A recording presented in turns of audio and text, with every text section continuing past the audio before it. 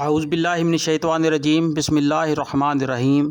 سورہ سبا مکیہ، آیات 46 تا 54، رکوع 6، پارہ 22۔ وَمَن یقنت، بسم اللہ الرحمن الرحیم۔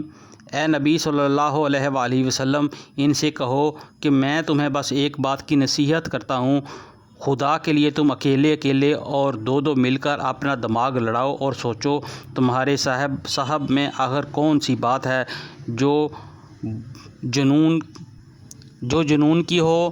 وہ تو ایک سخت عذاب کی آمد سے پہلے تم کو مطلبہ کرنے والا ہے۔ ان سے کہو اگر میں نے تم سے کوئی اجر مانگا ہے تو وہ تمہیں ہی کو مبارک رہے، میرا اجر تو اللہ کے ذمہ ہے اور وہ ہر چیز پر گواہ ہے۔ ان سے کہو میرا رب مجھ پر حق کا القاء کرتا ہے اور وہ تمام پوشیدہ حقیقتوں کا جاننے والا ہے۔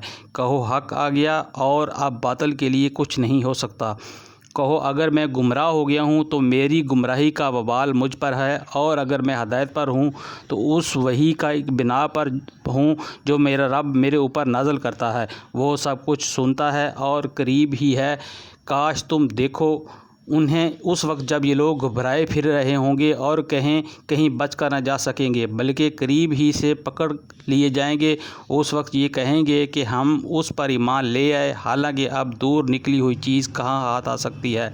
اس سے پہلے یہ کفر کر چکے تھے اور بلا تحقیق دور دور کی کوڑیاں لایا کرتے تھے۔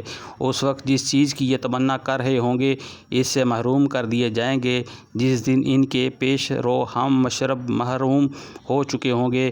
یہ بڑے گمراہ کن شک میں پڑے ہوئے تھے۔ صدق اللہ العظیم۔